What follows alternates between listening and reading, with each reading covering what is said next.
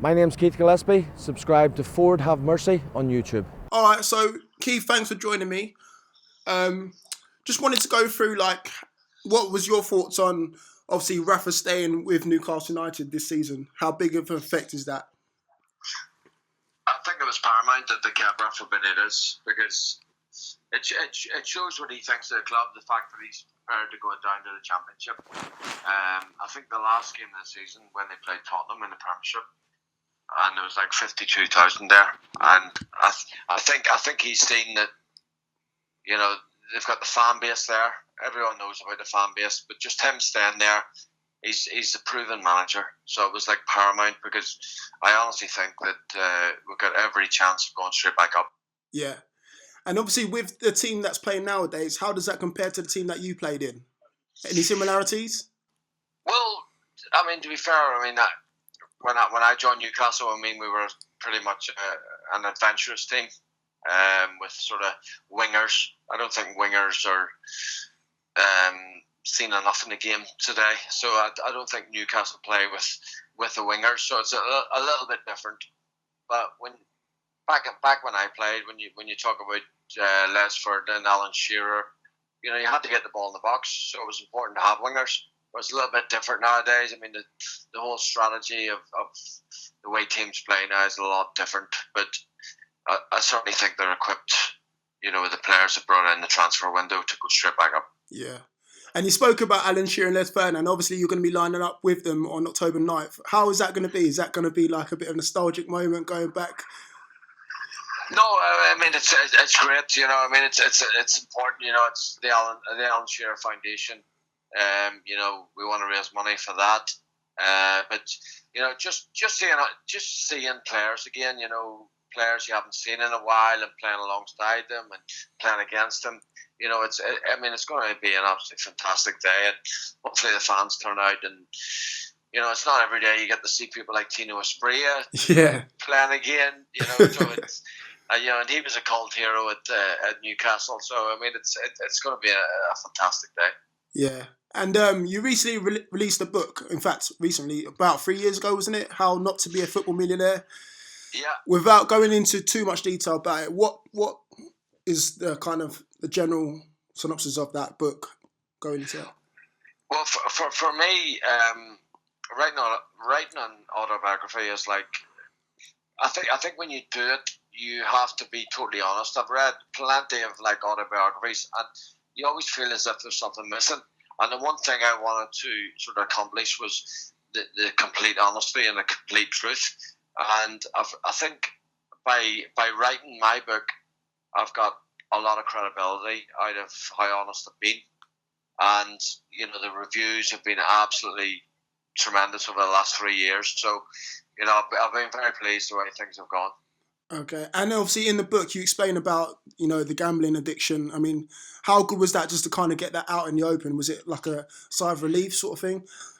Yeah, I mean, I'm an easygoing guy, and you know, whatever happens for me, I always believe in, you know, whatever happens for a reason. Yeah. You know, I got involved in gambling. You know, everyone knows that, but for me, writing about it and, you know, telling my complete story about the gambling thing and the addiction and everything. Hopefully, along the way, it's, you know, somebody has read that and you know, took something out of it, you know, and it's helped them in some way. Yeah. You know, it's just the way I am. And speaking about October the 9th, obviously the game there, you're going to be lining up with Shearer as well. He's going to be the manager. Is it going to be a bit weird? Obviously, you had that little skirmish before, obviously back in the day. Or is it bygones be bygones? No,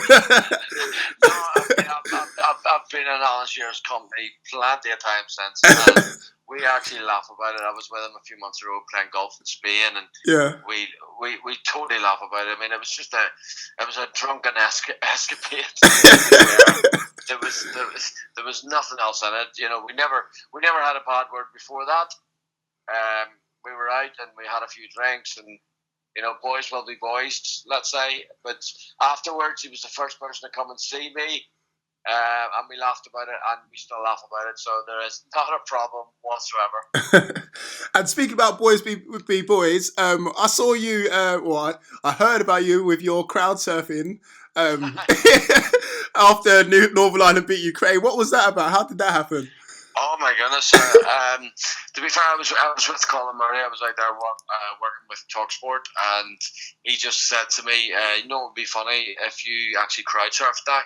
And he actually told me.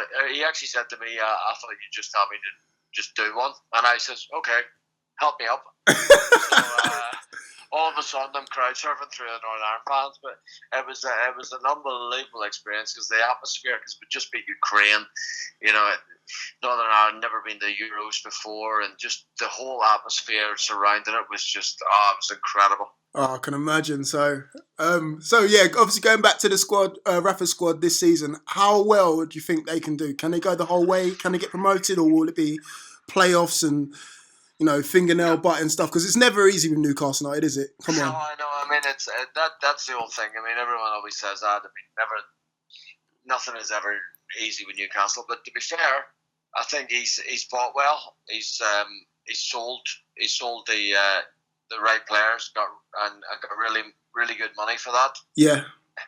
I think the players he's bought in are equipped, to take us straight back up. Yeah. You look at sort of Dwight Gale. We needed a goal scorer. Yeah, totally agree with that. Definitely. I think he will score a lot of goals in that league, and for me, the fact that Rafa Benitez stayed is the prime thing, because probably the best signing of them all, right? I'd say without a shadow of a doubt, because he knows the potential of that club. The club is absolutely massive, and it needs to be playing Premiership football. And I have no doubts whatsoever that they'll be back in the Premiership next year. And out of all the signings, who impresses you the most? Obviously, we said about Rafa's probably the best one, but playing staff, like, who impresses you the most? Who's going to show the most potential? Well, I mean, to me, as I mentioned before, Dwight Gale. I think Dwight Gale is proven in the fact that in the Championship he scores a lot of goals. And I mean, goals win you games. Yeah, and he is going to be paramount for me, in that he will score a lot of goals. He scored a few already this season. He will be paramount in the fact that we need, if you don't have a good enough striker, you're not going to win games. He will score goals, and I have no doubt that he will get us back to the Premiership. Excellent. All right, Keith, thank you very much for talking to me. Thank you for taking time out to speak to me, mate. All right, mate. Take it easy. All the best. Thank you very much, and hope to see you soon at the game, man. Cheers, mate. Bye-bye. All the best. Bye.